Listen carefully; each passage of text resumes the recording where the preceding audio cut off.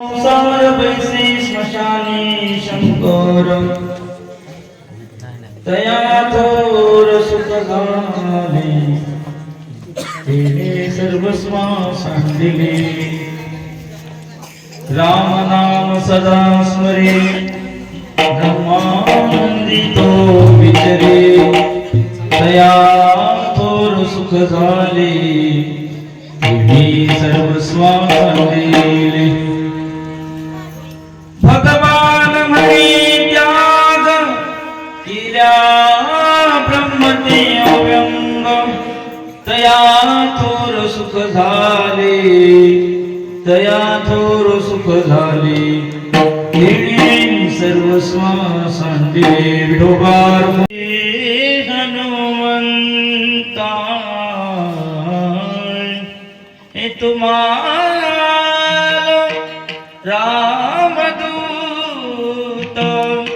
तुम्हाला रामदूता काय भक्तीच्या वाट मज दावगा सुभट विनायकं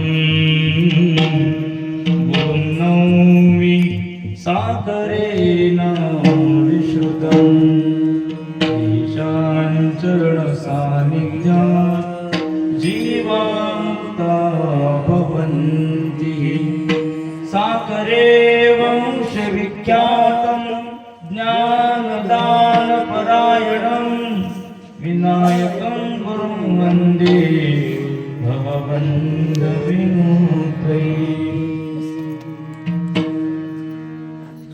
कैलास शिवचंद्रमौळी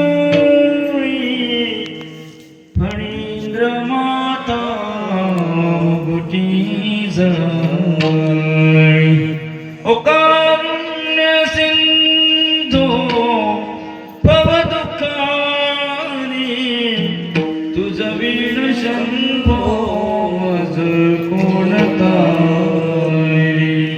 तुझ विण शंभो मज कोणता मज कृपा करी आता गुरुनाथा चरणी मी माता ठेवीतसी शरणागत झालो तुमच्या चरणीचा मार्ग विठोबाचा दावा मज विठोबार कुमारी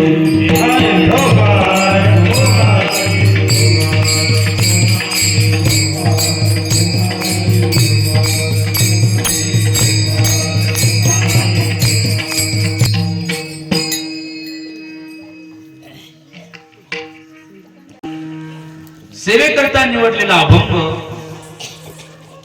गुरुवर्य श्री भगवान महाराज यांच्या श्री अभंग गाथेतील आहे. अभंगातून भगवान शिवशंकराच्या परवैराग्याचं वर्णन केलेलं आहे. दोन प्रकारचे वैराग्य शास्त्रात सांगितले, एक अपरवैराग्य आणि दुसरं परवैराग्य. याची मी मीमांसा आपण पुढे करणारच आहोत. तुर्तास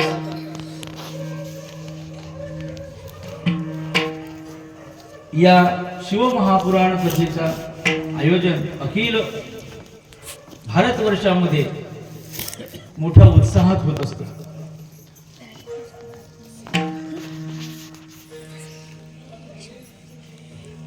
पंडित प्रदीपजी मिश्रा महाराजांनी ह्याचा पुरस्कार केला आणि हे सगळीकडे पसरलं. आणि परम कृपाळू देवाधिदेव महादेव हे कशा प्रकारे प्रसन्न होतात. थोडक्याच भक्तिभावयुक्त अंतःकरणाने केलेल्या पूजनानं शिवशंकराचं आपल्यावर कशा प्रकारे त्या ठिकाणी आशीर्वचन आपल्याला प्राप्त होते. जीवनातील समस्त दैन्य दुःख दारिद्र्य निवृत्तीपूर्वक सुख शांती समाधानाची अवस्था या ठिकाणी आपल्याला या शिवशंकराच्या पूजनानं कशा प्रकारे प्राप्त होते या शिवमहापुराण कथे अंतर्गत आपण श्रवण करतच आहात. हरिभक्तीपरायण परम आदरणीय श्री ज्ञानेश्वरी दिदी यांच्या मुखारविंदातून आपण ही कथा श्रवण करताय. तसंच समस्त गावकरी वासीय तथा श्री देशमाने सर यांच्या या पुढाकारानं हा या ठिकाणी सप्ताह होत आहे. आणि देशमाने सरांना सर्व भजनी मंडळाचं सहकार्य आहे. यामध्ये ही सेवा पूजनीय बाबांचं भगवान महाराजांचं श्री भक्त मंडळ या गावामध्ये देखील आहे आणि महाराजांच्याच आशीर्वचनाची सर्वांना या ठिकाणी अपेक्षा लागून राहिलेली आहे, दर्शनाची आणि कीर्तनाची. परंतु पूजनीय बाबा हे आळंदीला त्या ठिकाणी गेलेले असल्या कारणानं ही सेवा त्यांच्या आज्ञेनं माझ्याकडे आलेली आहे. विठोबा कुमारी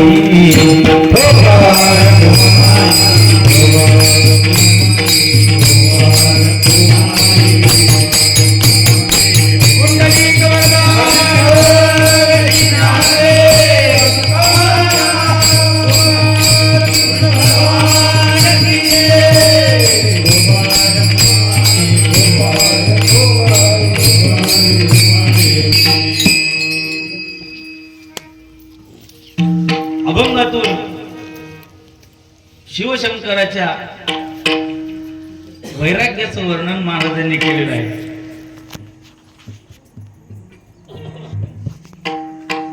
वैराग्य हा परमार्थाचा प्राण आहे. वैराग्याशिवाय परमार्थ हा शून्य आहे. परमार्थामध्ये कशा प्रकारचं वैराग्य असावं हे आदि गुरु शिवशंकरांनी दाखवून दिलेलं आहे.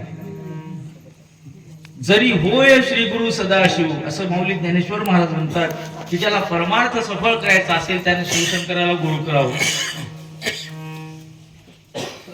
परमार्थाच्या ज्या भूमिका आहेत त्यामध्ये पहिली पायरी ही वैराग्याची आहे आणि दुसरी पायरी ही ज्ञानाची आहे. किंबहुना ज्ञानादेवतु कैवल्यम, ज्ञानानेच मोक्ष होतो या श्रुतीशास्त्राच्या सिद्धांतानुसार ज्ञानासाठी वैराग्याचीच आवश्यकता आहे.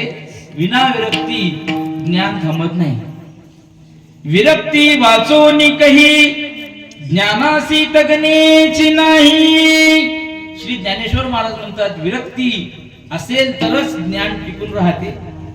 जसं वाघिणीचं दूध हे टिकून राहायचं असेल, साठवायचं असेल तर त्याला सुवर्ण पात्र पाहिजे. सोन्याच्या भांड्याशिवाय इतर कुठल्याही धातूच्या भांड्यामध्ये वाघिणीचं दूध थांबत एक तर तिच्या पिलाच्या पोटामध्ये अन्यथा सोन्याच्या भांड्यामध्ये. म्हणाले मी दुसरं घेऊन जातो, आता नवीन निघाले, स्टील निघालं, स्टेनलेस स्टील, आणखी दुसरे धातूचे निघाले, ते दूध त्यामध्ये थांबणार. तसं महाराज हे ज्ञान उपजोची नला हे उपदलिया वाट सुये. माऊली ज्ञानेश्वर महाराज म्हणतात आधी तर होत नाही, कदाचित पूर्व प्राप्ती दैवयोगाने झालं. पूर्वप्राप्ती म्हणजे अनंत जन्माच्या शेवटी गुरुची प्राप्ती होत असते महाराज. गुरु मिळाले तरी देखील गुरुवर गुरुत्वाची बुद्धी होण्याकरता सुद्धा भाग्य लागतं. पूर्व सुकृताचा पूर्ण अभ्यासाचा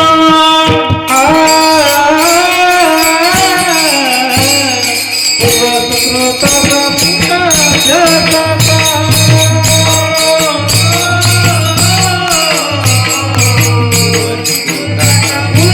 अभ्यासाचा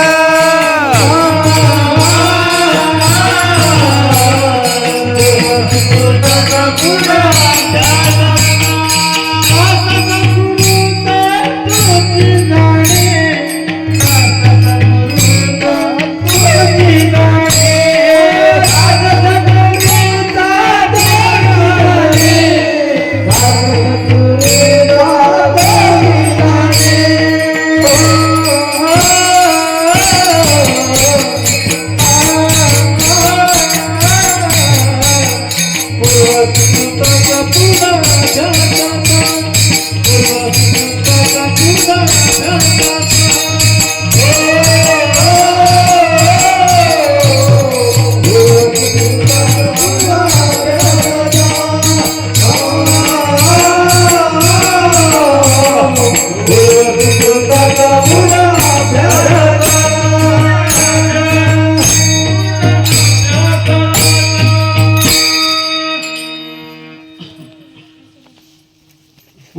सुकृताचा नाथ महाराज सांगतात ज्याचं सुकृत बलवत्तर आहे, ज्याचा दृढ अभ्यास आहे, ज्याने पूर्वजन्मामध्ये निष्काम कर्म केलेलं आहे, निष्काम उपासना केली आहे, अंतःकरणामधल्या मळाची निवृत्ती करण्याकरता जो तत्पर आहे, अशा जिज्ञासू पुरुषालाच ज्ञान होतं महाराज. भलत्याला हे ज्ञान होत. पूर्वप्राप्ती दैवयोगाने ज्ञान झालंच तरी त्या ज्ञानासाठी काय पाहिजे? वैराग्य पाहिजे, विरक्ती पाहिजे. अन्यथा झालेलं ज्ञान वाया मार्गाने जातं. नवे नवे ज्ञान ही गंगा आहे आणि ही ज्ञान गंगा मस्तकामध्ये साठवली जाते हे भगवान शंकरांनी दाखवून दिलं. शिवशंकराच्या जटेमध्ये काय आहे? गंगा आहे आणि ती गंगा म्हणजे ज्ञान गंगा आहे. का शिवशंकराजवळ थांबली होती? कारण शिवशंकराजवळ वैराग्य आहे. विठोबार कुमारी विठोबार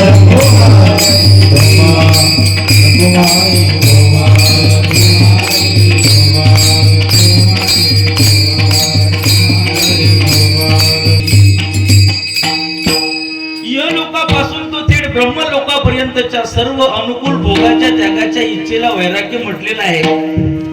मग हे वैराग्य शिवशंकराजवळ होतं महाराज. शिवशंकरापाशीचे वैराग्य होतं ते कशा प्रकारचं होतं?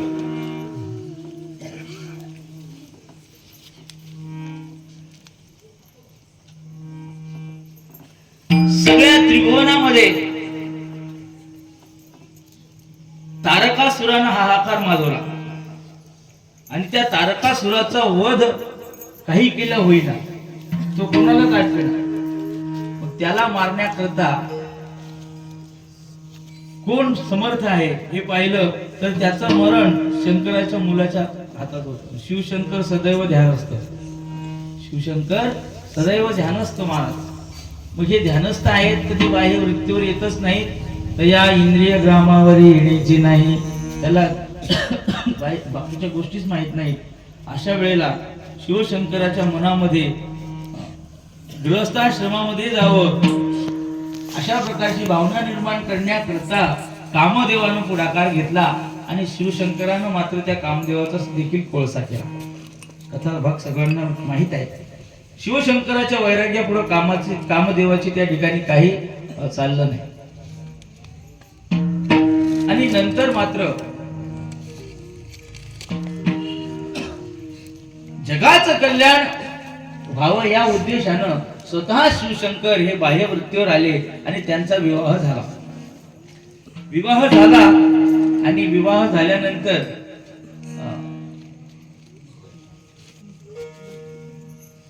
नवरी नवरदेव आपले निघाले. मग शिवशंकर आणि पार्वती हे आपल्या वाहनावर बसून निघाले. शंकराचं वाहन नंदी, नंदीवरती त्या ठिकाणी शंकर बसले आणि मागून पार्वतीला बसले. आणि जसे ते आले तसे स्मशानामध्ये तिथं नंदी बाबा थांबले. आता मालकानं सांगितलं तिथं जायचं, तिथे थांबले. मालक काय म्हणे ना पुढे चल, पुढे चल म्हणत नाही तर थांबणारच ना. असं आवडल्यावर नंदी काही पुढे जाईना, शंकर काही त्याला चल म्हणे ना. आणि नवरी माऊली पार्वती माता म्हणली का हो इथे कसं थांबणार? तेव्हा शंकर म्हणले देवी हेच खरं घर आहे, आमचं घर हेच आहे म्हणे. हो हे घर आहे. हो म्हणे. सगळे लोक एवढाले घर बांधतात आणि शेवटी येतात इथेच येतात. हे घर तिथेच राहते.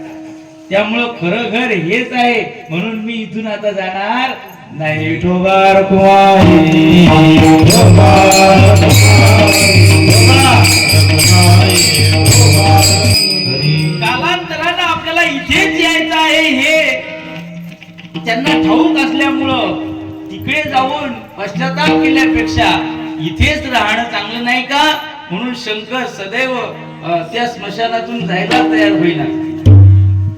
म्हणाले सगळ्यांना शेवटी यायचं आहे इथेच बरं का, पण आपल्याला माहित असून देखील आपलं अशी धारणा आहे, वाटतं आपल्याला जायचं तिथे म्हणून नाही. आपलं सगळी त्या ठिकाणी चढाओढ सुरू झालेली आहे.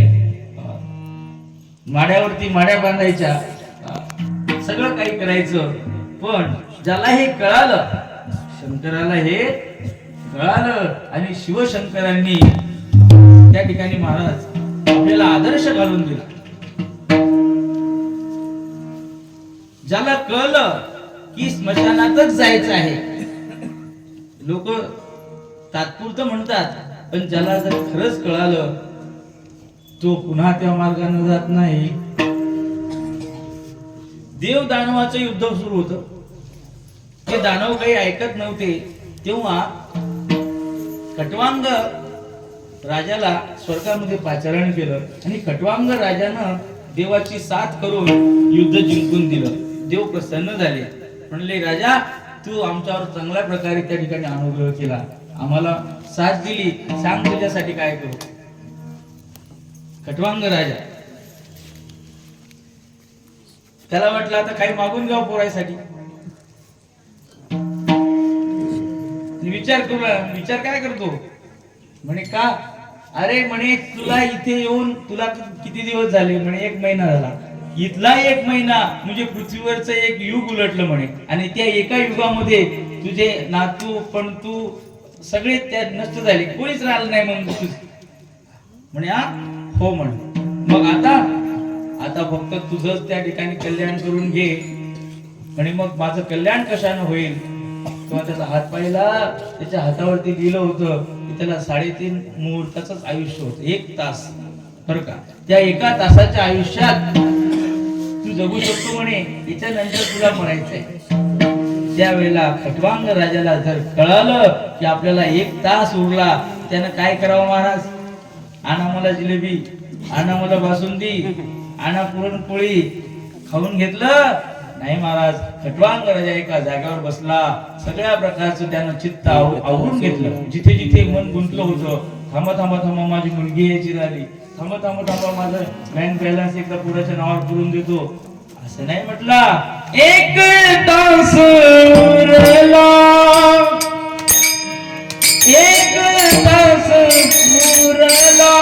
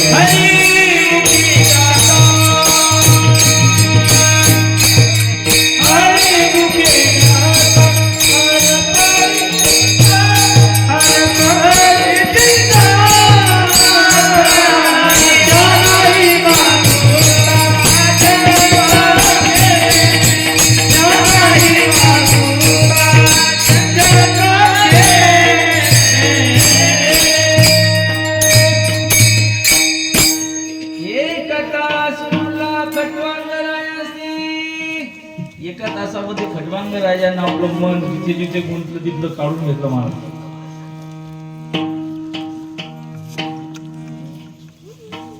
याचा अर्थ हा आहे. स्वर्गात गेलेल्या राजाला देखील मरण आढळ आहे, त्याला देखील मरावंच लागतं. आया है तो जाएगा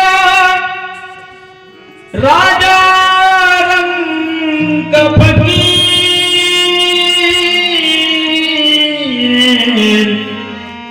कोई सिंहासन चढ़ गया, कोई बांध गया जंजीर. जो इथे येतो त्याला मरावंच लागतं हे ज्याला कळालं तो मरायला जाईल पुन्हा त्या संसारामध्ये. शंकराला कळालं, शंकर म्हणले देवी हेच आपलं खरं खरं आहे, म्हणून शिवशंकर तिथेच थांबले. विठोबा रुक्माई,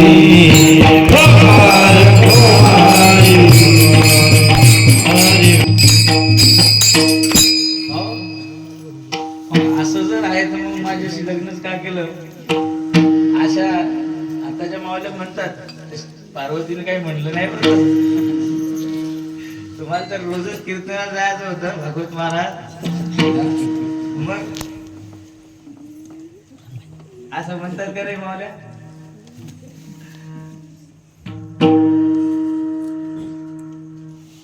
महाराज शिवशंकराची जी अर्धांगिनी आहे, शिवशक्ती समावेशन असं अनुभवामृतामध्ये प्रकरणच आहे. शिवाला सोडून शक्ती नाही, शक्तीला सोडून शिव आहे. जी एक एका वेण नकिजे तृणाचे निर्माण. श्री ज्ञानेश्वर महाराजांनी सांगितलं की देव आणि देवी, शंकर आणि पार्वती हे एकच आहे. अर्ध नारी नटे स्वरूप असं वर्णन आहे. काय शिव तीच पार्वती आणि पार्वती तोच शिव. किंबहुना माणसाला सोडून शक्ती नाही. आपल्या अंगात जी शक्ती आहे ती आपल्याला सोडून राहू शकते. शक्तीचा जर वियोग झाला तर लोक म्हणतात उचला लवकर, कारण यातली शक्ती गेली. मग महाराज सांगतात की शक्ती आणि शिव हे परस्पर यांचं ऐक्य आहे. ऐक्य म्हणजे निराय शारीरिक ऐक्य, मानसिक ऐक्य, बौद्धिक ऐक्य आणि आत्मिक ऐक्य. अक्षता पडल्या म्हणजे नवरी नवरदेव एक झाले, हे झालं शारीरिक ऐक्य. त्याला काय आवडते, यांना काय आवडतं, हे झालं मानसिक ऐक्य. त्यांना जे आवडते ते आपल्याला आवडणं, हे झालं मानसिक ऐक्य. जो त्यांचा विचार तोच आपला विचार. मला असं वाटते, असं म्हटल्यानंतर समोरची व्यक्ती म्हणत असेल हो मला सुद्धा असंच वाटते की आज आपण कीर्तनाला गेलंच पाहिजे, नाही आज मला नाही यायचं, असं जर म्हणलं तर मग काय झालं. कोणी म्हणायचं आंबा, तिने म्हणायचं चिंच, जमेल का. मग समोरचे चाक जर समोर चालत असेल तर त्याच्या मागे जाणं हा पत्नीचा धर्म आहे. हे झालं बौद्धिक ऐक्य. मानसिक ऐक्य, बौद्धिक ऐक्य म्हणजे विचाराचं ऐक्य, दोघांचे विचार समान होणं, याचं नाव बौद्धिक ऐक्य. संकल्प तो नव्हे दुजा, संकल्प तो नव्हे दुजा. जो आपला संकल्प, गुरुचा संकल्प, तोच शिष्याचा संकल्प, असं हे नातं आहे. जो पतीचा संकल्प तोच पत्नीचा संकल्प. आणि हे ऐक्य जिथे घडते तिथे भांडण होत नाही, त्या तिथे कुठल्या प्रकारचं त्या ठिकाणी तंटा होत नाही. असं हे ऐक्य त्या ठिकाणी शंकर आणि पार्वती यांचं होतं. आणि आत्मिक ऐक्य ज्याला म्हणतात, त्यांचा आत्मा तोच माझा आत्मा. विठोबा रुक्माई,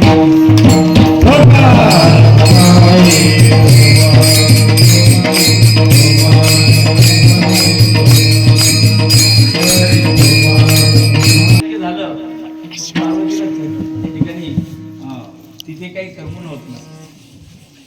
आत्मिक ऐक्य झालं. शंकरांनी परीक्षा करून घेतली की आपल्या पुढे जात. काही काही मावल्यांचं असं असतं, असा नियम आहे. भजन करा विठोबा रुक्माई.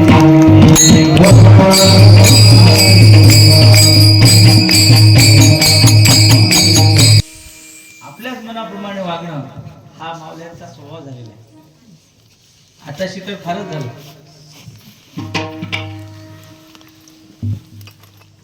आधीच कबूल करून घ्यायचं आम्ही पोरगी शेतात जाणार.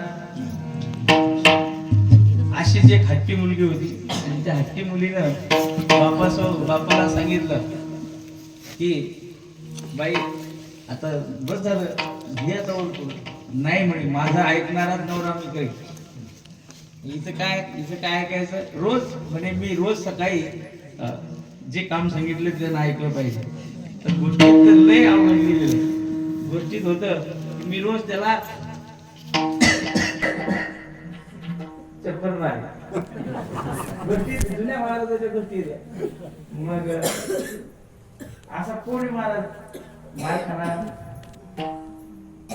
लय हुंडा देतात, लय हुंडा देणारे, पण कोणी तयार होईल महाराज लग्न करायचं. झाला मग एक अति बुद्धिवान होता. तो म्हणे मी करतो. अरे म्हणे तिची आठ अशी आहे. हो म्हणे करतो. बघतो म्हणे तो. त्याने निरोप दिला, झालं लग्न झालं. आणि असं आता सांगितलं असं की वरात निघाली म्हणजे नवरदेवाच्या घरी नवरदेव चालला. तर त्या खेड्यावरनं या खेड्यावर जाण्याकरता पूर्वी आताच्या काळामध्ये जीप आहे, वाहन आहेत, तेव्हा काय नव्हतं. मग त्याच्याजवळ घोडी होती. त्या घोडीवर तो बसला आणि मागे नवरीला बसवलं. चालली घोडी.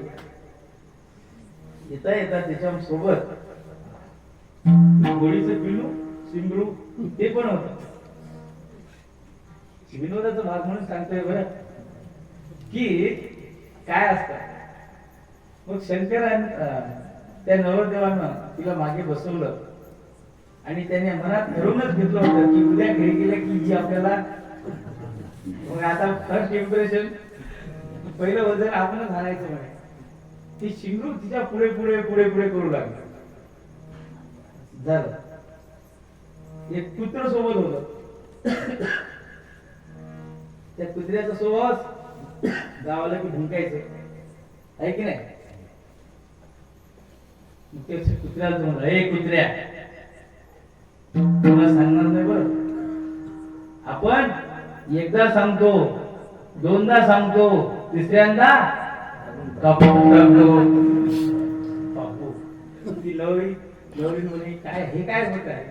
आणि झालं मला एकदा दोनदा भुंकलं कुत्र आणि तिसऱ्यांदा जे भुंकलं तसा उतरला कमरेला ती कट्यार असते त्यावर काढली. सब कुत्रच मारून टाकलं. कुत्र मारलं तरी ही जी नवरी होती ती आधी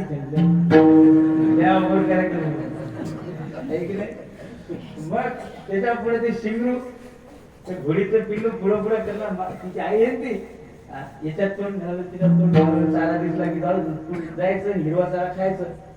हे शिंगरा आता जाऊ नको. त्याला मराठी कळते, त्याला काय कळते, त्याला काही कळेना. आणि हा आपला मुद्दामच वजन हाणायला. तुला माहित नाही, एकदा सांगतो, दोनदा सांगतो, तिसऱ्यांदा आपणच टाकतो. जसं महाराज ते शिंगरू ते हिरवा चारा दिसला की जे केलं त्याने घातलं. तो एकदा झालं, दोनदा झालं, तिसऱ्यांदा जसा उतरला खाली आणि काढली तलवार एका झपट्यात माणूस उडून टाकला. लयच अवघड कार्यक्रम म्हणे. गेले घरी आवडती घेतली गोष्ट घरी गेले आणि घरी गेल्यानंतर मग काही सांगायचं कामच पडलं नाही. हा आपला वजनातच मग जाऊन बसला आपल्या IT मध्ये आणि मग नित्याचे कार्यक्रम रोज सुरू झाले. हिनं आपलं सकाळी उठावं, सगळा संभाषण करावं, पाणी ठेवावं, सगळं ते तुम्हाला माहित आहे. बापाला वाटलं की आपल्या सोनून कबूल केलं की माझा रोज सकाळी चपला खाईल, त्यालाच मी त्याच्याशीच लग्न करीन. आणि जावई बापू कबूल झाले होते. आता पावतही जाऊन काय प्रकारे आले पाहुणे जसे आल्यानंतर या बसा राम राम चहा पाणी झालं. म्हणे बाई कसं चालू आहे? बरं चालू आहे, चांगलं चालू आहे बाबा. म्हणे मग येऊ का मी आता? पाहुणा कसा म्हणते, आता आलेस तर मग जेवून जा. नाही म्हणे मी येतो. थांबा म्हणला ना. असं ऐकल्यावर बापाला म्हणते बा ते लय अवघड कार्यक्रम ते एकदा सांगतात, दोनदा सांगतात, तिसऱ्यांदा कुमार कुमारी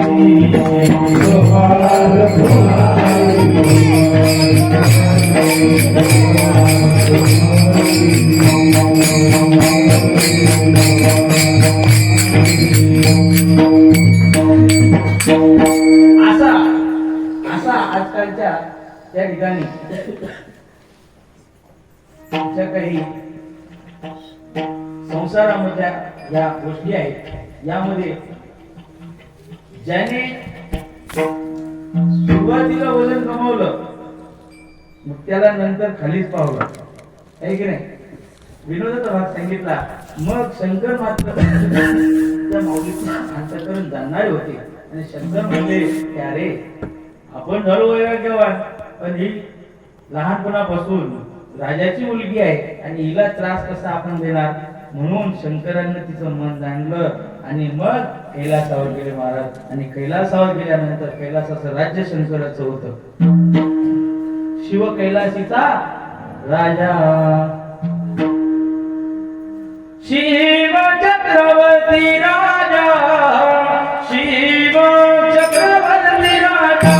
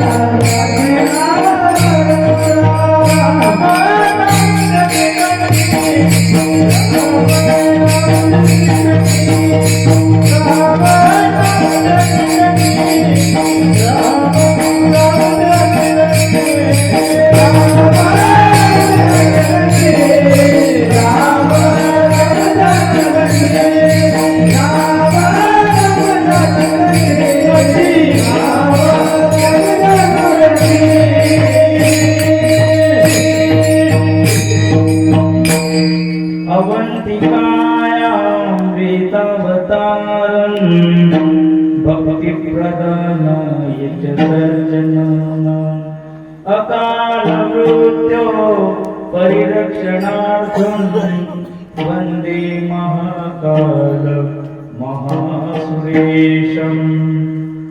कावेरिकानर्मदयोपवित्रे समागमे सज्जन तारणाय सदैव मांगात्रुपुरे वसन्तम् ओंकारमीशं शिवमेकमीडे.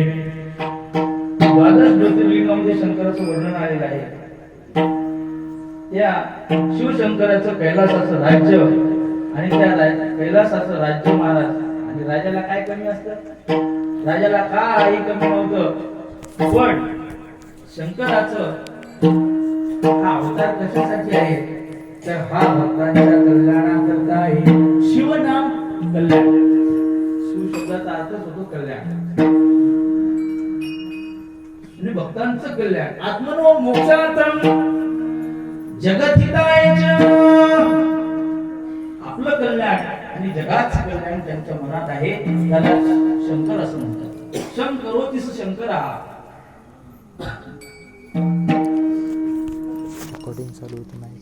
शंकराला जगतजननी जगदंबा पार्वती माता ही अर्धांगिनी आहे. गणपती बाप्पा विद्येची आराध्य देवता मुलगा आहे. सगळ्या देवाचा जो सेनापती आहे त्याचं नाव आहे स्कंद. स्कंद अथवा षडानन कार्तिक स्वामी. त्या कार्तिक स्वामी सारखा मुलगा आहे.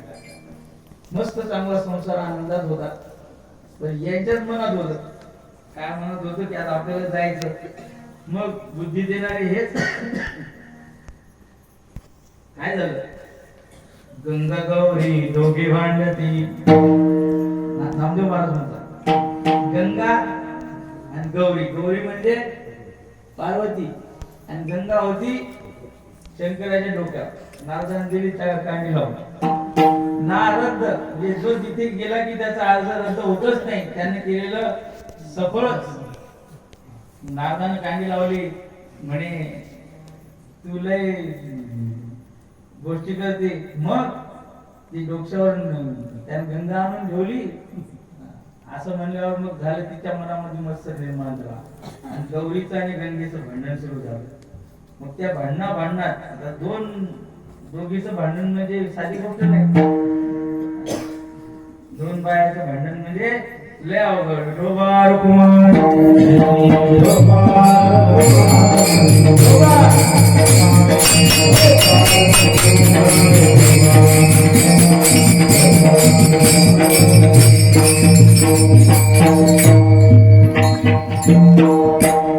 एका माणसाच्या घरी भरपूर प्रॉपर्टी, म्हणे मग तर काही अपत्य झालं नाही.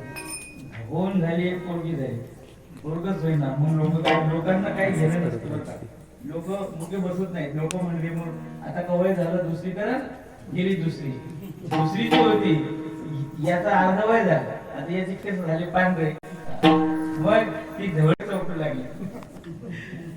पण ती पहिली होती ती माझ्या वयाला शोभणारे केस ढवळे, मग ती काळे उठू लागली.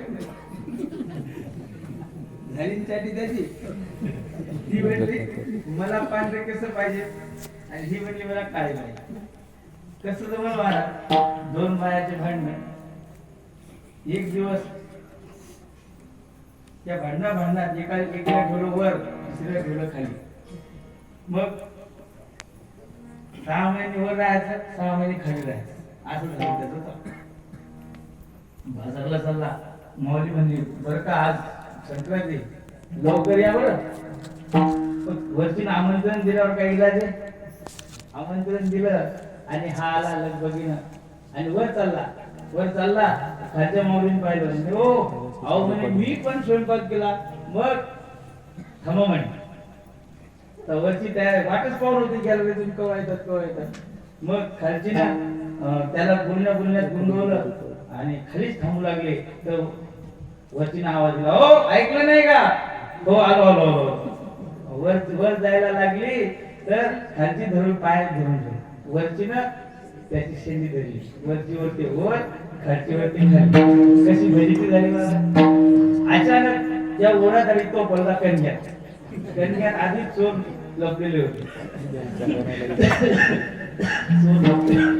आणि चोरांनी मग ही कन्यात पडल्याबरोबर ती चोर हाताला लागली. अरे चोर. त्या चोरालाच पकडलं तिघांनी पण. मग पकडल्यानंतर म्हणे काय करायचं बोलवा पोलीस पाटलाला बोलवलं, पोलिसाला बोलवलं, नेलं रियात घ्या. मग उभं केलं त्याला. म्हणजे याला शिक्षा काय? आज म्हणे चोर आहे. हो म्हणे मी चोर, मी चोरी केली नाही. पण तो मला म्हणला यानं चोरी केली नाही पण हे चोर आहे. म्हणजे याला शिक्षा काय द्यायची. मग घरमालकाला न्यायाधीश म्हणे असं करा, तुम्ही सांगा यानं चोरी केली नाही पण चोर आहे. म्हणजे हो, मग शिक्षा आमच्या न्यायालयात काही अशी शिक्षा नाही, न चोरी करता शिक्षा द्यायचं काही विधान नाही म्हणे. आता नवीन कायदे निघाले ती आहे की नाही, तसं काय अजून कायदा झालेला नाही. म्हणजे चोरी केलीच नाही आणि त्याला शिक्षा. मग म्हणजे तुम्ही सांगा काय शिक्षा द्यायची. ते म्हणे साहेब सांगू का? म्हणे हो. म्हणे या दोघांना एक अजून बायको करून द्या. म्हणजे दोन बायकोंच्या फजितीनं तो आधीच त्रस्त होता आणि म्हणे मग माझी जशी फजिती झाली तशी यांची झाली तर मला समाधान. डोबार कुमारी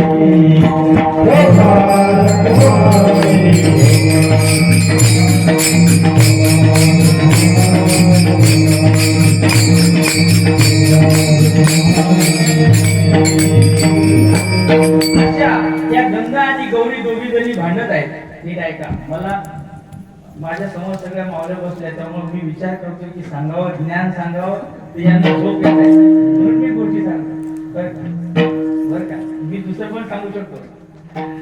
असं आहे शंकराचं आणि पार्वतीचं हे ऐक्य तुम्हाला सांगितलं आत्मिक ऐक्य झालेलं होतं आणि आत्मिक ऐक्यामध्ये भेद हा अजिबात उरलेला नसतो.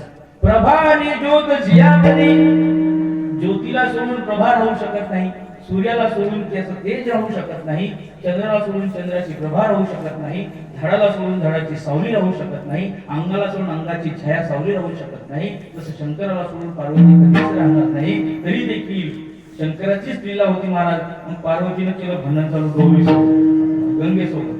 ती म्हणली तिला खाली उतरवा. पार्वती काय म्हणली? तिला खाली उतरवा. शंकराला अशी पंचायत झाली. ती माऊली काही साधी नाही. खाली उतरवलं म्हणजे गंगेचा प्रवाह लय जोरात होता.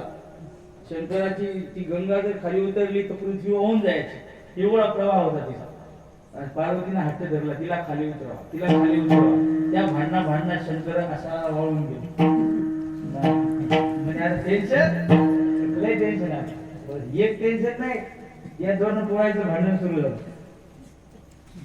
म्हणजे घेरपोट्या मोठा भाऊ म्हणतो त्याचं पोट मोठं जमून हे घेरपोट्या येऊन जाऊ नका बसणं 6 आठवड्या त्याला 6 आठवडे ती एकाला ढेरपुड्या म्हणते ते म्हणजे त्याला 6 आठवड्या या भन्नात बाबा आई करता त्याच्या शंकराच्या डोक्याचं झालं खोबरं. शंकर म्हणले बाबा त्याच्यापेक्षा घर सोडून गेलेलं बरं.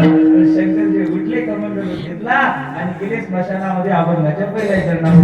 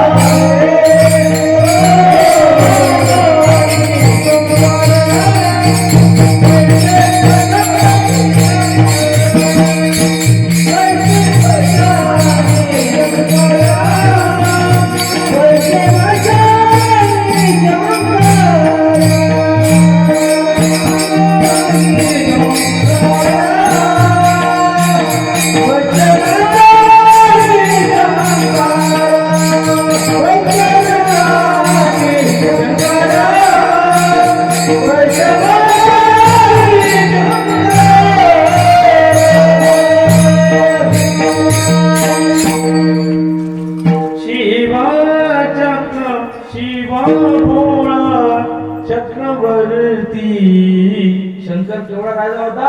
चक्रवर्ती राजा होता. चक्रवर्ती म्हणजे साधी गोष्ट नाही. चक्रवर्ती राजा म्हणजे सगळ्या ब्रह्मांडाचे जे राजा आहेत त्यांचा तो राजा.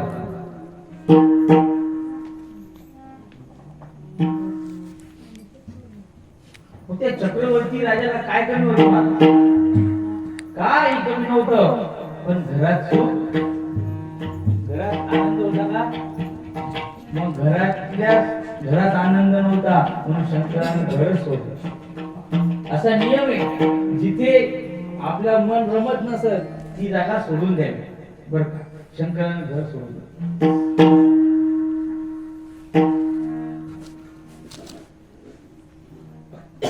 सांडोनी कैलास सर्व ही संपत्ती स्मशानात वस्ती रुद्र करी. संत बंगालच्या प्रमाणे स्मशानात वस्ती रुद्र करी. कैलासासारखं राज्य टाकावं, गणपती सारखा पोरगा टाकावा. पोरगा काय साधा होता, लोक म्हणतात IAS ऑफिसर झाला असता. मग अशा पोराला कोणी सोडू इच्छिते. पोरग कलेक्टर होते, IAS होते. म्हणले बाबू काय नाही जायचं शिबिरात, घरीच राह. लय पोर हुशार पोर घरीच ठेवतात लोक. आज जे लय खोड्या करतात ते आमच्याकडे पाठवतात बर का. मग गणपती शंकरानं गणपती बाप्पा सारखा पोरगा सोडून दिला. सगळ्या देवाचा जो सेनापती आहे, सरसेनापती शक्तिमान आहे, तो शौर्यशाली असणारा, रणधुरंधर असणारा पोरगा, त्याचाही त्याग केला. जगज्जननी जगदंबा पार्वती माता तिचाही त्याग केला. आता विचार करण्यासारखी गोष्ट आहे. तीनही गोष्टी त्याच्या प्लस मध्ये होत्या. पोरं चांगले होते, ते भांडत होते की त्यांच्यात भांडत होते, कटकट होती फक्त. पोर चांगले होते, आपले पोरही चांगले नाहीत, आणि बायको तरी घरातून मन काही बाहेर निघत नाही. असं वाटते की सोडून जावा म्हणून. आता आळंदीला जाऊन तिकडच राहा. एक जण गेला आळंदीला, पंढरीला, आणि पंढरीला गेला 4 महिने चातुर्मास गुरुजीच्या पाठात थांबतो म्हणे. आणि अचानक एक दिवस आला, दर्शन घेतलं म्हणे. गुरुजी रंगनाथ गुरुजी, आमचे परमश्री सद्गुरू साखरे महाराज यांचे गुरु रंगनाथ गुरुजी परवडीकर. म्हणजे गुरुजी मी येतो. गुरुजी म्हणजे असं काय राज्यात आहे तुला, 4 महिने राहणार होतो तू? नाही गेला काय म्हणे तो. अहो म्हणे कालच गेला. मी सगळं त्याची शहानिशा केली तर त्याचं असं कारण निघालं म्हणे. घरून निरोप आला की आपली म्हैस अवघडली आणि तुमच्याशिवाय आता नंतर तिचं दूध कोण काढणार, आणि काय या घरी. म्हशीसाठी घरी जाणारे लोक आहेत पंढरीहून बर का. मग अशा लोकांना कसं ज्ञान होणार महाराज? ज्ञानासाठी वैराग्य पाहिजे. शंकराजवळ मूर्तिमंत वैराग्य होतं. मूर्तिमंत म्हणजे वैराग्याचा महामेरू शिवशंकर महाराज होते. आम्हाला स्नो पावडर गंध पाहिजे तर का. चेहऱ्याचं वेगळं, अंगाचं वेगळं, केसांचा वेगळा शॅम्पू. कपडे टाईट पाहिजे. शंकराच्या अंगावर ना कपडे, ना स्नो, ना पावडर, ना गंध, ना काही नाही. आहे अंगावर बसलाय शंकराच्या गजचर्म व्याघ्रांबरम कंठी शोभे वासुकी हार. आपल्या गळ्यामध्ये लाख रुपयाचा लॉकेट असते, आणि शंकराच्या गळ्यात साप आहे. नीट ऐका महाराज, शंकराला ना आभूषणाचं घेणं, ना तुमच्या वस्त्राचं घेणं, ना अलंकाराचं घेणं, काही शंकरानं. शंकराच्या अंगाला चिताभस्म आहे. सगळ्या अंगाला राख लावली, सगळ्या अंगाला राख लावली आणि जाऊन बसले महाराज स्मशानामध्ये. याचा अर्थ आहे ज्याला ज्ञान घ्यायचं असेल, ज्याला ज्ञान संपादन करायचं असेल, त्याला या गोष्टीमध्ये जास्त रमता येणार हे शंकरानं सांगून दिलं. सांडून संसार बैसे स्मशानी. आणि वारकरी संप्रदायामध्ये नीट ऐका, हेच लोक टिकून आहेत जे बुक्का लावतात, गंध लावतात. तीच लोक वारकरी. वारकऱ्याला भोळ म्हटलेलं आहे, आणि भोळ्या वारकऱ्याचा देव सुद्धा भोळा शंकर आहे.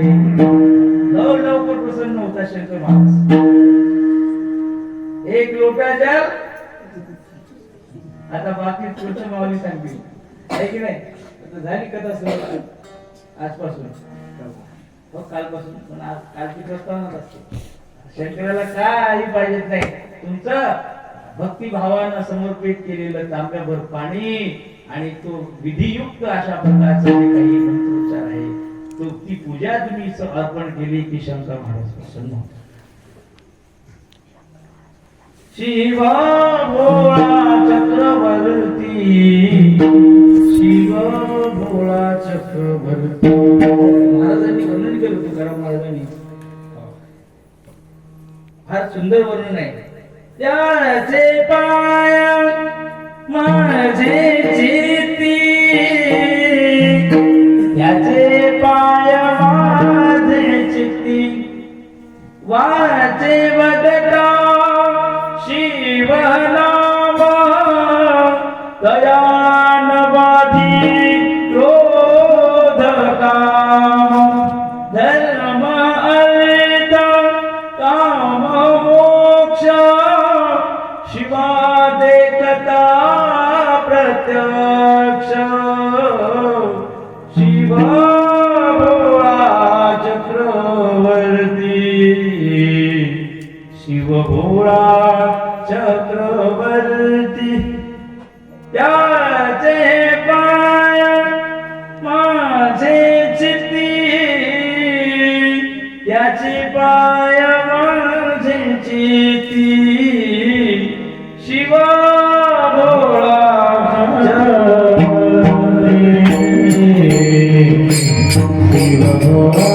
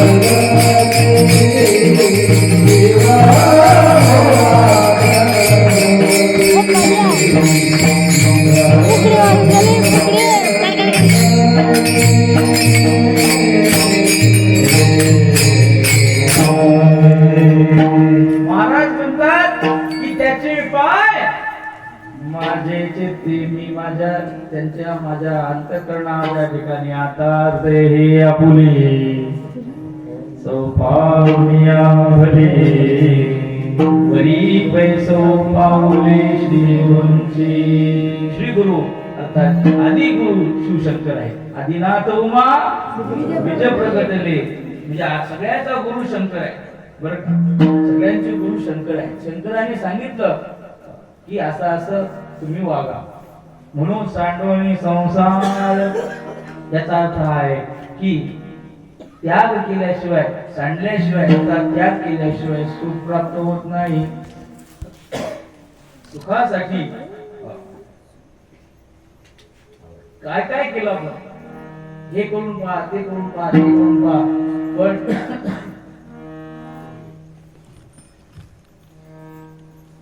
हे सुखा लागी करीसी तळमळ, तरी तू पंढरीसी जाय एक वेळ, मग तू अवघाची सुखरूप होसी, जन्मोजन्मीचे दुःख विसरसी. साधू संतांनी व्याख्याच करून दिली. सर्व सुखाची आशा जन्म गेला, क्षण एक मुक्ती यत्न नाही केला, हिंदका दिशा शिण पावला, हिंदका दिशा शिण पावला, माया वेष्टीला जीव माझा, माया वेष्टीला जीव माझा, सर्व सुखाची आशा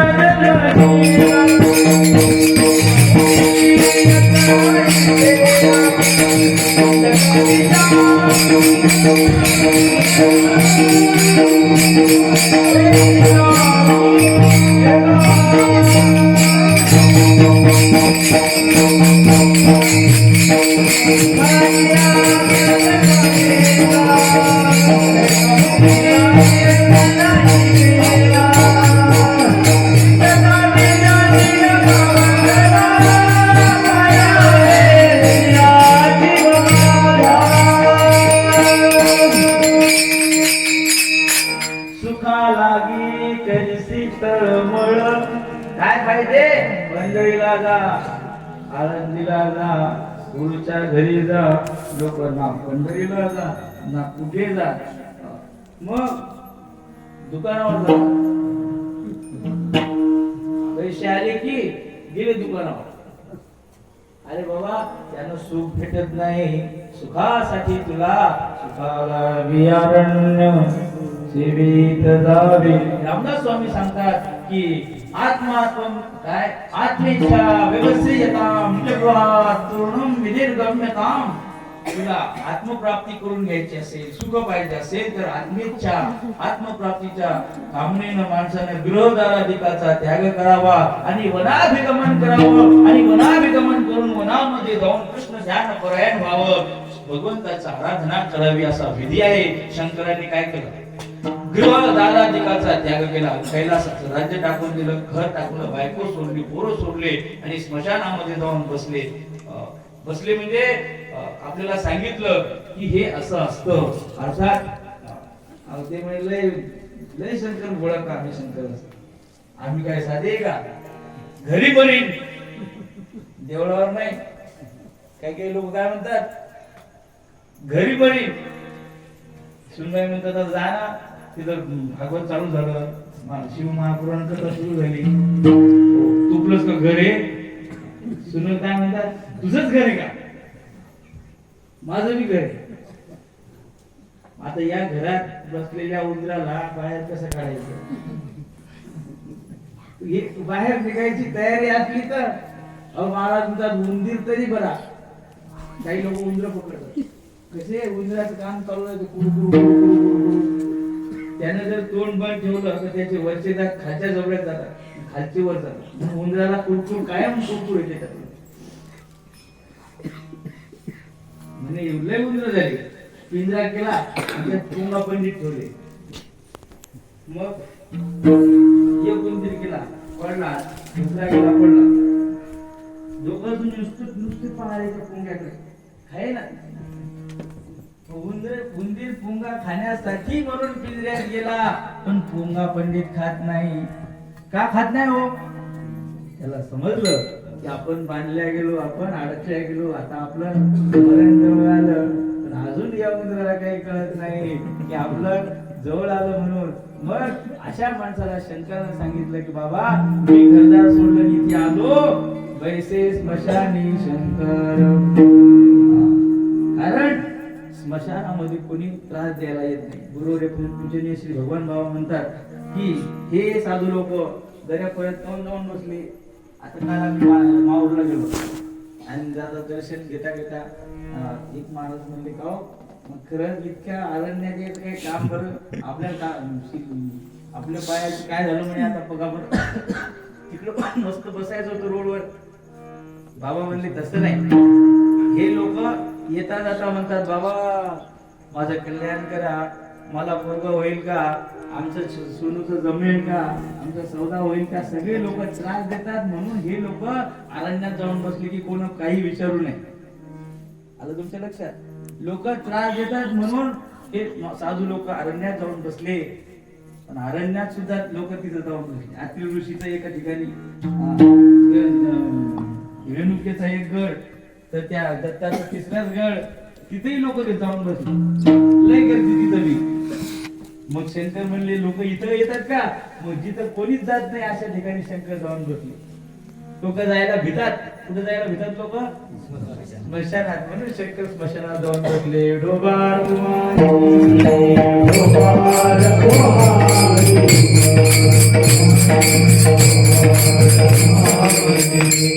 हा झाला प्रकृत झाला. प्राकृतिक अर्थ म्हणजे हे शब्दशः अर्थ.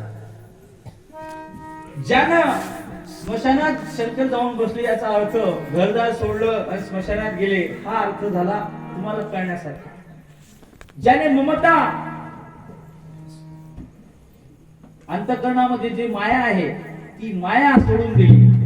अंतःकरणामध्ये जो लोभ आहे, अंतःकरणामध्ये जो क्रोध आहे, जो विकार आहे, या सगळ्या विकाराला जाळून टाकलं.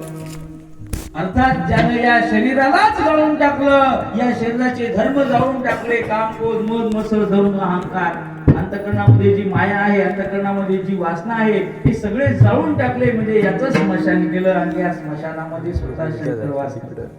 आलं लक्षात? स्मशानी शंकर बैसे म्हणजे अंतःकरणातले विकार जाळले. जाळले म्हणजे या शरीराला जाळून टाकलं. ज्याने शरीराचे जे धर्म आहेत ते जाळून टाकले. मोह, ममता, या सगळ्या आशा, वासना सगळं जाळून टाकलं आणि अंतःकरणामध्ये हृदयाच्या एकांतामध्ये जाऊन बसले. अर्थात शरीराचं स्मशान केलं. आणि जो शरीर पूजनीय गुरुरे भगवान बाबा नेहमी सांगत असतात की जो जिवंतपणे या शरीराला मेल्यासारखं समजतो त्याच्यावरच देव कृपा करतो, दुसऱ्यावर देव कृपा करत नाही. जो जिवंतपणे शरीराला मेल्यासारखं समजतो की हे उद्या जाणार आहे, हे उद्या जाणार आहे, याला सजवण्याच्या भानगडीत पडायचं नाही, याच्यासाठी चोऱ्या मारामाऱ्या करायचं नाही, दुसऱ्याचे धुरे करायचे नाही, याचा सातबारा त्याच्या नावावर करायचा नाही, हे जाणार आहे. मग देव जाणार या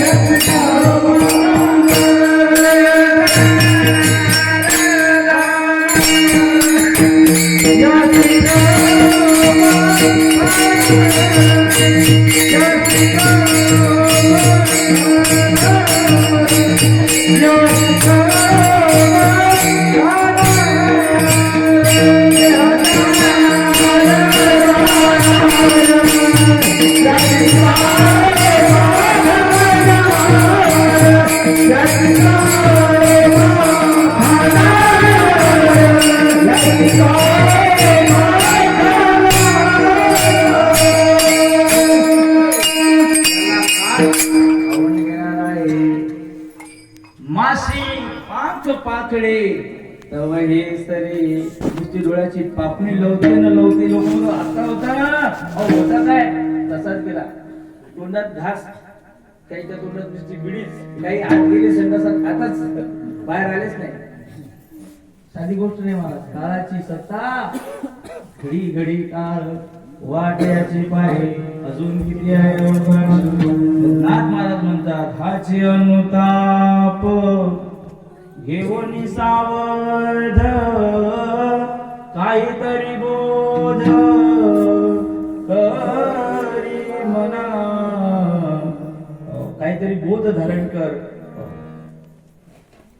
भगवान म्हणी होनी सावध करोनी आबोध बुद्धी धरे.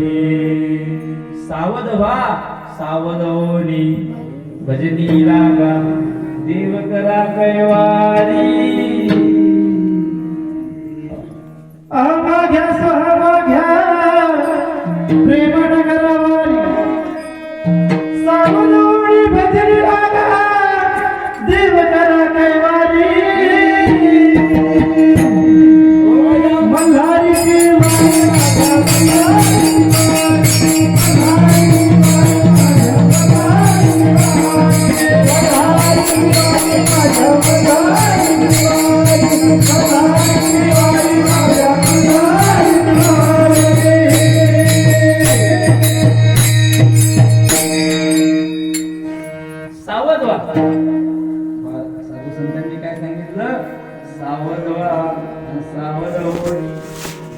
भजनी लागा देव करा कैवारी.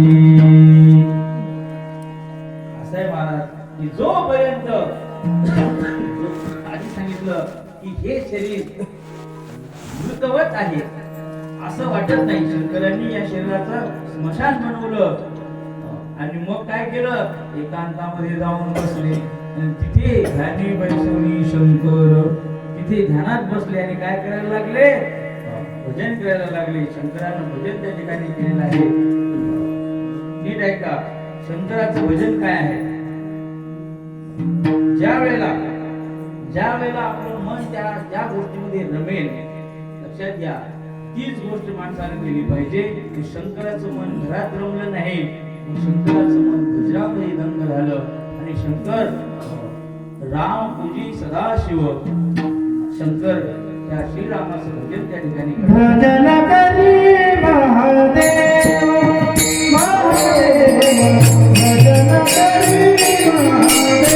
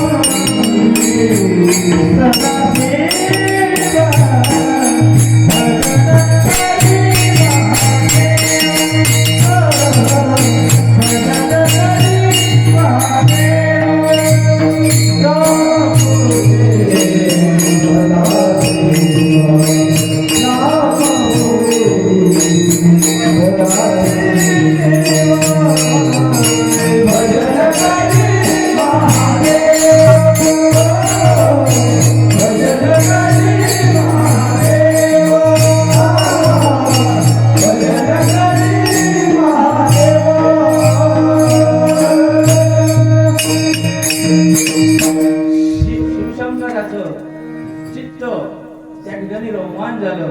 तया थोर सुख झाले, कारण तेने सर्वस्व सांडिले.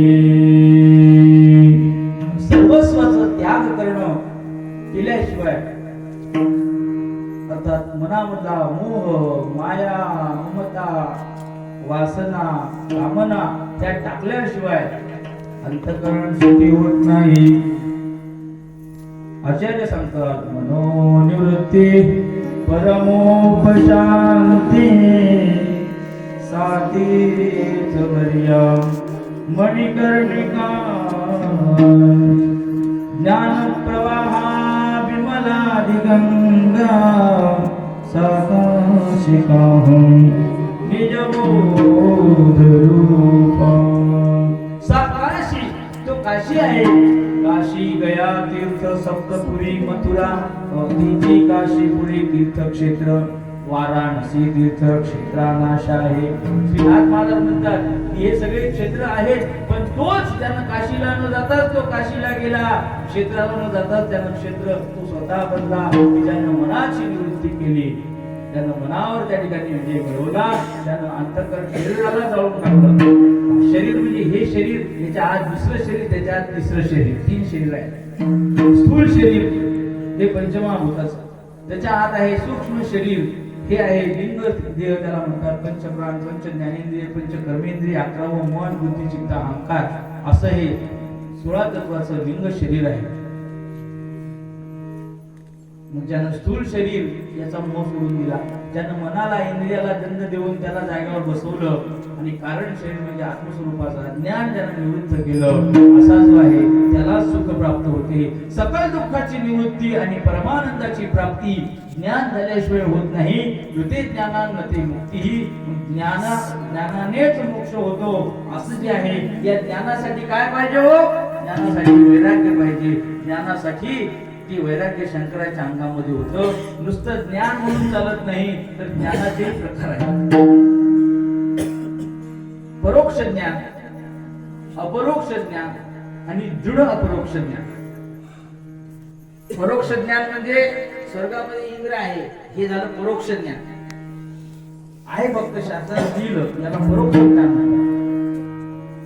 अपरोक्ष म्हणजे साक्षात समोर आहे, त्याला अपरोक्ष ज्ञान म्हणतात. साक्षात प्रत्यक्ष ज्याचं झाला आणि दृढ प्रत्यक्ष म्हणजे निश्चय झाला त्याला दृढ अपरोक्ष म्हणतात. तुमच्या भाषेत सांगायचं झालं तर पत्रिका तयार केली ब्राह्मणानं, आपला पती आपला प्राणवल्लभ स्वप्नातला राजकुमार या गावात आहे एवढंच माहीत झालं, फक्त सोयरीक झाली. हे झालं परोक्ष ज्ञान. आणि परोक्ष ज्ञान झाल्यानंतर साखरपुडा झाला, हे झालं अपरोक्ष म्हणजे जवळ लोक सोबत आहे. आणि अक्षता पडल्या आणि हातामध्ये हात आला, हे झालं अपरोक्ष. दृढ अपरोक्ष त्याला एक झालं. ज्ञान परोक्ष आहे, अपरोक्ष आहे का दृढ अपरोक्ष आहे, प्रत्यक्ष आहे, याला महत्व आहे. नुसतं ज्ञान म्हणून लागत नाही, त्याला प्रत्यक्ष ज्ञान म्हणतात. ते प्रत्यक्ष ज्ञान टिकलं पाहिजे. लोक म्हणतात ना, काय नांदी लागले तुम्ही, याच्यापेक्षा ते आमचं लय चांगलं आहे, गेलं सोडून या. एकदा धरलं की सोडायचं नाही. मनोभावे केलं की ते फळ देतेच देव. आणि दुसऱ्या म्हणलं काय उगाच आहे, याच्यापेक्षा ते बरं आहे आपलं, की दिलं सोडून. याला महत्व नाही. एकदा निश्चय केला, एकाच तळ्यावर कोलं गेलं पाणी प्यायला. पाणी पिता पिता मगरीनं त्याचा पाय धरला कोल्याचा. आता कोलं हुशार तर समजलं की आता आपलं काही खरं नाही. ते कोलं लय हुशार होतं, त्यांनी गोष्टी ऐकल्या होत्या कीर्तनात. मगरीन बाई बरं झालं तू कन्याची मुळी धरली, मला वाटलं माझाच पाय धरला काय बाबा, याचाच पाय धरला होता.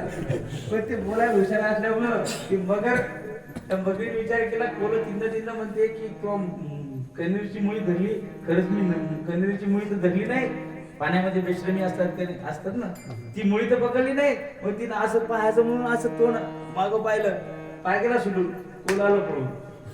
याचा अर्थ तिनं त्याचा पाय धरलेला असून सुद्धा तिच्यावर विश्वास नव्हता. याला अपरोक्ष ज्ञान म्हणतात. एकदा धरलं की त्याचं ज्ञान झालं म्हणजे झालंच. दुसरी गोष्ट सांगतो आणि सोडून देतो कीर्तनाला. सांगितलं तुम्हाला शंकराचं रावण लय हुशार. इतका रावण हुशार होता की पार्वतीनं काही म्हणलं नाही, शंकर प्रसन्न झाले. म्हणे तू लय म्हणते ना की तुमच्या नावावर काहीच नाही, वावर नाही, सातबारा नाही, आपल्या अंगावर काही बसना केली नाही. सांग आता काय करू.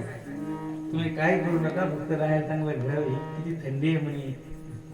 मग चांगलं सोन्याचं घर बनवून घेतलं महाराज विश्वकर्म्याच्या हाताने. कोण? शंकरानं सोन्याचं घर बनवून घेतलं. आणि म्हणले का हो, म्हणजे मग आता वास्तुशांती करणं लागल, ब्राह्मण लागेल. हुशार ब्राह्मण कोणी? सगळ्या त्रिभुवनात रावणासारखं हुशार ब्राह्मण होतं बरं. मग ब्राह्मणाला बोलावलं. ब्राह्मण कोण? सगळी वास्तुशांती झाली. ब्राह्मणाला दक्षिणा द्यायची. म्हणजे काय दक्षिणा द्यायची विचार महाराजाला. तर ते रावण होता. रावण म्हणे महाराज दक्षिणा, हो दक्षिणा काय द्यायची म्हणजे हे घर मध्ये देऊन टाका ना. शंकराने देऊन टाकली ती सोन्याची लंका, देऊन टाकली त्याला रावणाला. जिच्यासाठी या माऊलीसाठी घर बांधलं, इंद्रोच्या हात घेतला. म्हणजे किती भोळे म्हणे महाराज तुम्ही.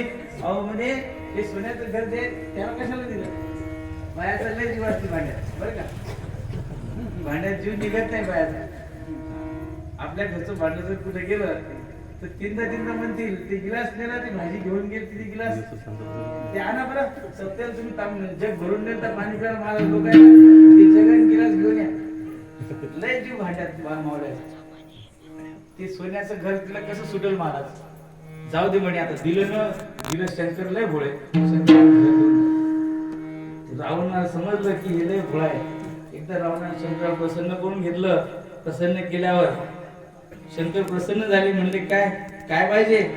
काय म्हणे देवा आता मग तुम्ही नेहमी ध्यानस्थ राहा, तुमचं घरात पाहायला लक्षच नाही, मग देऊन टाका म्हणे पार्वती. जा म्हणे घेऊन. खरंच बरं का, दिली शंकराने पार्वती रावणाला. त्यानं घेतली, खांद्यामध्ये चालला. आता हे संकट पडलं स्वतः पार्वतीवर. पार्वती म्हणली की हे झाले भोळे, पण आता आपल्या याचा सवाल आहे काय, आपला पतिव्रता धर्म भ्रष्ट व्हायला लागला. मग तिनं गणपतीला त्या ठिकाणी आवाहन केलं की गणपती सुख करता दुःख हरता वासा विघ्नाची दुर्वी प्रेम पुरवी. हे बाप्पा गणपती बाप्पा ये लवकर, माझ्यावर विघ्न आलं. तर गणपती विचार केला की हे गिराईकले अवघड आहे. मग गणपतीने डोक्याने काम केलं. रावण होतं 3.5 बाय 54 बाय 57 गोबरची जे, मग त्याचा दिमाग होता बुद्धण्या म्हणे. त्यानं बुद्धीनं काम घेतलं. रावण असा चालला चालला चालला 5-6 गायी तयार केल्या, 2-3 मास्टर तयार केले आणि काडी घेतली, असं उभा राहिला. हो महाराज, अहो काय काय चाललं, काय काय चालवलं तुम्ही? अरे तुला काय ढोरकी, ए रावण पार्वती, शंकराची पार्वती. हो महाराज, पार्वती का ती? पागल झाले का तुम्ही? पाहत अशी खोकड आहे खोकड. असं त्यानं एकदा म्हणलं, याला माहित होतं पार्वती, आपण पार्वती जाणली ना. एकदा झालं, पुढं 1/2 किलोमीटर पुन्हा पुन्हा तेच दुसऱ्या पोराचं रूप घेतलं, तेच बोल. पुन्हा म्हणते ओ महाराज, अहो काय खाण्यावर घेऊन चालवले? अरे म्हणे पागल, शे पार्वती आहे ती. तुम्हीच पिसे झाले, वर पाव म्हणे जरा. कोकड आहे ती कोकड. एकदा झालं, दोनदा झालं, 5 वेळा झालं.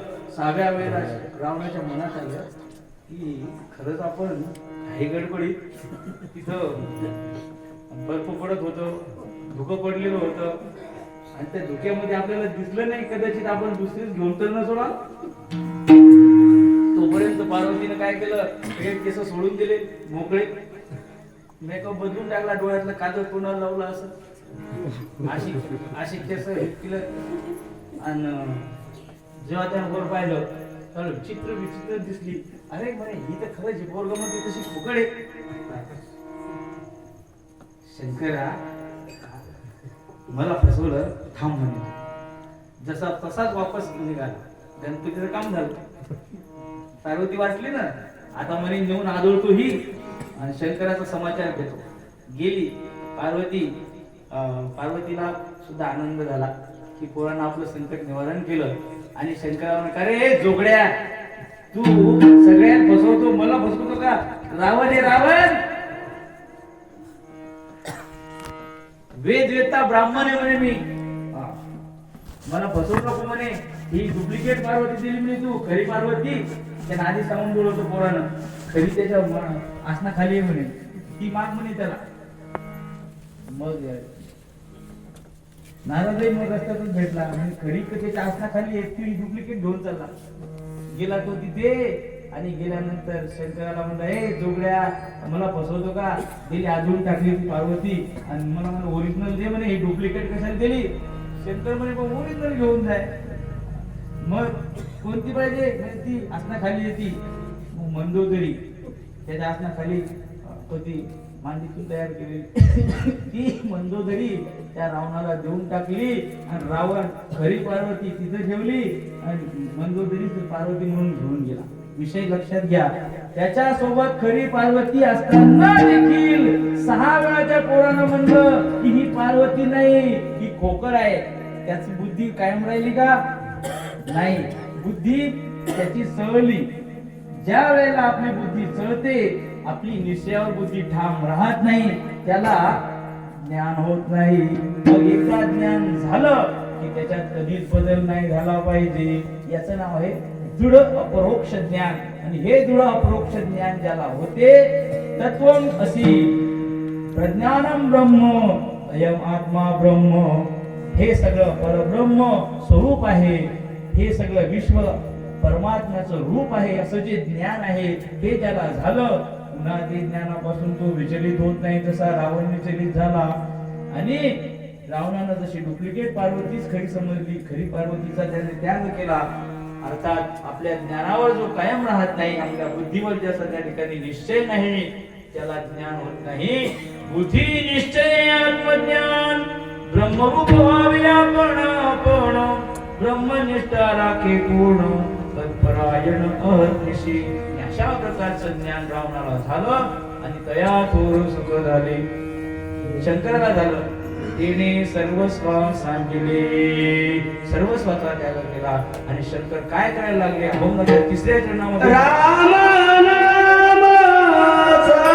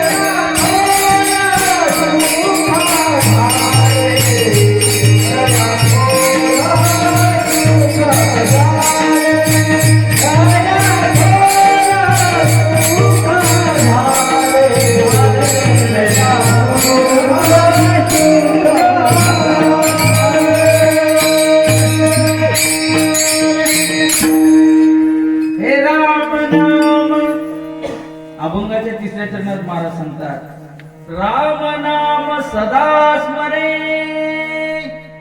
सदा म्हणजे सदैव, सदैव म्हणजे जागृती स्वप्न सुषुप्ती तिन्ही काळामध्ये तिन्ही अवस्थेमध्ये ज्याच्या मुखामध्ये राम नाम आहे.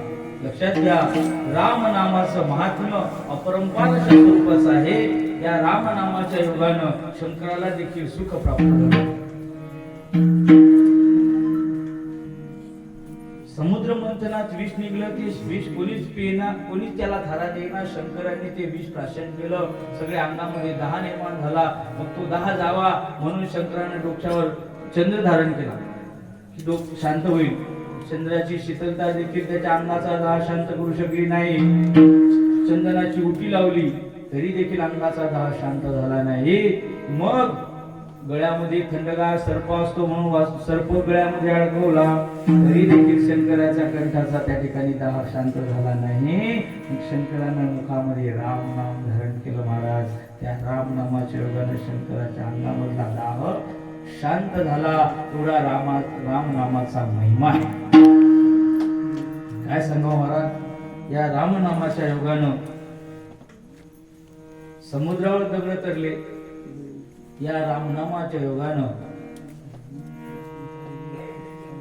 आज भारतवर्षामध्ये रोज रामकृष्ण हरिमंत्र जप करणारे आमचे वारकरी लोक आहेत. याचा परिणाम असा महाराज की 5 पिढ्यापासून आम्हाला ज्याची इच्छा होती ते राम मंदिर आज या भारतवर्षामध्ये मोठ्या दिमाखात त्या ठिकाणी अयोध्येमध्ये उभं राहिलेलं आहे. ही रामनामाची शक्ती आहे. वारकऱ्यांनी रामनाम धारण केलं आणि म्हणून राम मंदिराची 22 जानेवारीला न भूतो न भविष्यती हे स्वप्नात देखील तुम्ही आणू शकत नाही. एवढं मोठं हे कार्य या रामनामामुळे घडलं. राजा कालस्य कारण. राजाला बुद्धी कोण देतो? माणूस. प्रजेनं धर्म केला की राजा धर्मनिष्ठ बनतो. प्रजेनं पाप केलं की राजा पापनिष्ठ बनतो. आज प्रजा धर्मनिष्ठ बनली. सगळ्यांनी रामनामाचा जप करायला सुरुवात केली. परिणाम असा झाला की आज त्या ठिकाणी राम मंदिर उभं राहिलं. राम मंदिराच्या मूर्तीची प्राण प्रतिष्ठापना 22 जानेवारीला त्या ठिकाणी होणार आहे. बरोबर त्या ठिकाणी आपल्याला दिवाळी साजरी करायची आहे. कशासाठी सांगतो की ज्या वेळेला श्रीरामाच्या मूर्तीची संस्थापना त्या ठिकाणी होईल त्यावेळेला अंतःकरणाम सगळं जग उजळलं तर मग देश उजळला तर उजळला, पण तुमचं अंतःकरण आपल्या घरापासून सुरुवात करायची आहे. म्हणून आपल्या अंतःकरणातला अंधकार निवृत्त करण्याकरता प्रत्येकानं घरामध्ये दीप प्रज्वलित करायचा आहे. या रामनामाच्या योगानं शिवशंकराला जर त्या ठिकाणी सुख प्राप्त झालं तर आमच्या संसारात सुख कोणाला आहे? सगळ्याला दुःख जे संसारामध्ये, पण त्या संसारात सुखाचं जर त्या ठिकाणी स्थान असेल तर ते श्रीरामाचं भजन आहे. म्हणून या श्रीरामाच्या भजनाच्या योगानं राम नाम सदा स्मरी, सदा अखंडित, टेम्पररी नाही, सत्यापुरता परमार्थ नाही. मग वनामध्ये काही लोक असे आहेत की ज्या लोकांनी अखंड व्रत धारण केलं, राम मंदिर बांधल्याशिवाय आम्ही पायामध्ये चप्पल घालणार नाही, कोणी व्रत धारण केलं की आम्ही अन्न सेवन करणार नाही, त्या व्रताचा परिणाम आज राम मंदिर आहे. नुसतं गाणं म्हणून चालत नाही. बनाएंगे मंदिर, बनाएंगे मंदिर, कसम तुम्हारी राम प्राण से प्यारा है, अवधपुरी का धाम बनाएंगे मंदिर,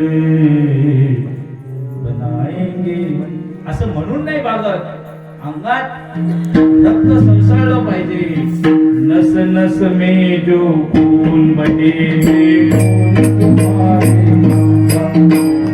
हिंदू धर्म का बच्चा बच्चा रहो हमारे, नस नस में जो खून बहे, हिंदू धर्म का बच्चा बच्चा रहो हमारे.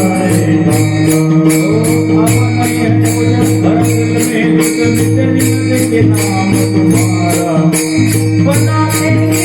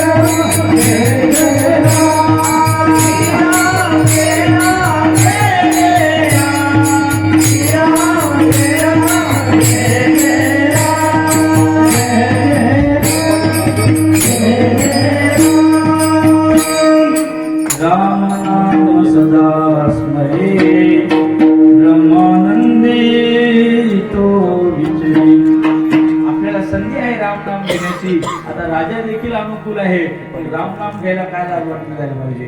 म्हणून राम नाम सदा स्मरी. आणि मग ब्रह्मानंदी तो विचारे. ब्रह्मानंदाची लय मोठी व्याख्या आहे. एक माणूसानंद म्हणजे मोदीला होणारा आनंद, त्याला एक माणूसानंद म्हणतात. युनोचा अध्यक्ष त्याला एक माणूसानंद म्हणतात. आणि त्या युनोच्या अध्यक्षाला म्हणजे सगळ्या भारतवर्षामधल्या जेव्हा राजाला आनंद होतो त्याच्यापेक्षा 100 पट अधिक आनंद संयुक्त राष्ट्राच्या अध्यक्षाला होतो. त्याच्यापेक्षा 100 पट अधिक आनंद इंद्राला होतो. इंद्रापेक्षा 100 पट अधिक आनंद हा त्या ठिकाणी बृहस्पतीला होतो. बृहस्पतीपेक्षा 100 पट अधिक आनंद हा ब्रह्मदेवाला प्रजापित्याला होतो. प्रजापित्यापेक्षा ब्रह्मदेवाला 100 पट अधिक आनंद होतो. आणि प्रजापित्यापेक्षा ब्रह्मदेवापेक्षा 100 पट अधिक आनंद ब्रह्मवेत्या पुरुषाला होतो.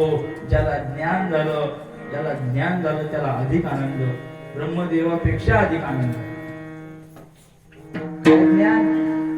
ज्ञान हेच की माझ्या हाताला जे लागलं ते बरोबर आहे. मी जी मुळी धरली ती मुळी कशाची आहे? हे कनेरीची मुळी नाही, हा कोल्याचाच पाय आहे. अर्थात मी ज्या गुरुला धरलं, मला जे गुरुनं ज्ञान दिलं ते ज्ञान योग्य आहे आणि मी त्याच मार्गावर चालत राहीन. या बाबाला संताजी जगणारे महाराजाला तुकाराम महाराज म्हणले, इकड्या मी तुला अनुग्रह देईन म्हणले, गेले तू मग बर का. हे लय असे महात्मे आहेत की ज्यांच्या गुरुवर लय भरोसा होता आणि तुकाराम महाराजांना यांनी गुरु केलं. तर आज सूर्यचंद्र असेपर्यंत तुकोबरायाचं नाव आहे आणि सूर्यचंद्र असेपर्यंत संताजी महाराजांचं नाव आहे. कशासाठी सांगतो? निश्चय पक्का होता. त्या काळचे ब्राह्मण म्हणले काय करते वेडा तू क्या असं म्हणायचे महाराजाला.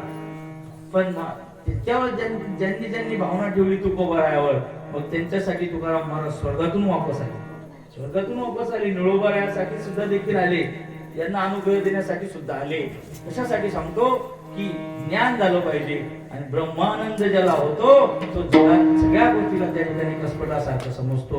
शंकरानं सगळ्यांना सोडून दिलं.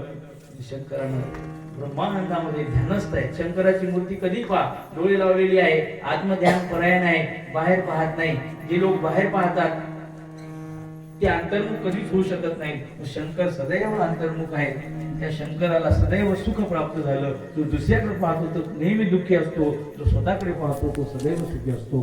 पूजनीय गुरु भगवान बाबा म्हणतात की तुम्ही जगामध्ये काय सुखासाठी काय करा, तर शंकरानं जसा त्याग केला तसा तुम्ही देखील त्याग करा. तुम्हाला सुख झाल्याशिवाय राहणार नाही. अभंगाच्या शेवटच्या भगवान म्हणे त्याग, भगवान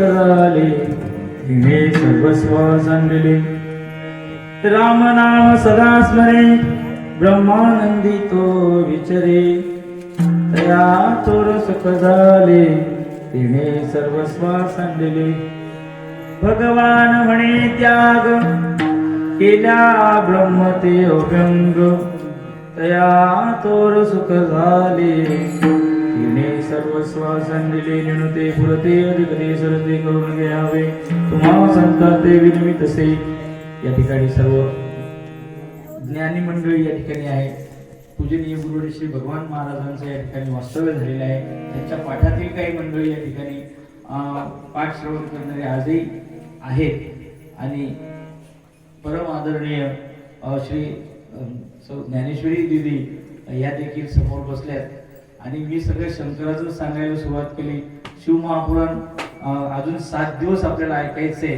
तेव्हा या अभंगात ज्या ज्या गोष्टी होत्या थोड्या थोड्या सांगण्याचा या ठिकाणी प्रयत्न केला शंकराचा भाव आपल्याला या ठिकाणी बघायचा होता वैराग्य कसं असतं हे शंकरांनी दाखवून दिलं आणि ते वैराग्य आपल्याला मोक्षाप्रत नेणार आहे ही झालेली सेवा शंकर भगवंताच्या चरणी गुरुवर्य भगवान बाबांच्या चरणी अर्पण करायचे आहे गायक गुरुजन वादक मंडळी आमचे संत चरित्र वाचक श्री भगवत महाराज जुनाच परिचय आमचा भगवत महाराजांचे या ठिकाणी प्रेम लाभलं आणि सर्व गुणीजनांनी या ठिकाणी साथ दिली छोटे छोटे बालक दिल्लीतही त्यांनी पावलं खेळल्या आता हात झाली ना आपली पण जास्त वेळ घेण्यात काय अर्थ नाही आणि देशमाने सरांनी या ठिकाणी हे आयोजन केलेलं आहे त्यांना सगळ्यांची साथ आहे अशीच साथ सरांच्या मागे राहू द्या त्यांच्या निमित्तानं का होईना पूजनीय भगवान बाबा आपल्या या ठिकाणी येत आहेत सदाशिव बुवा पाटील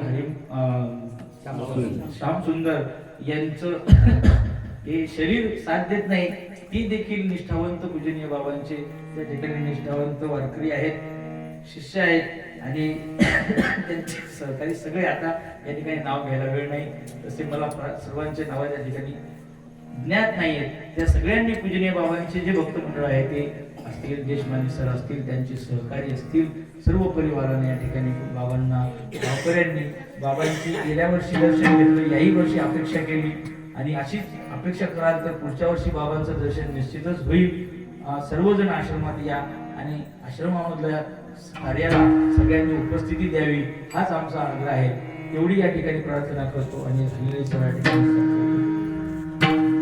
विठोल जय जय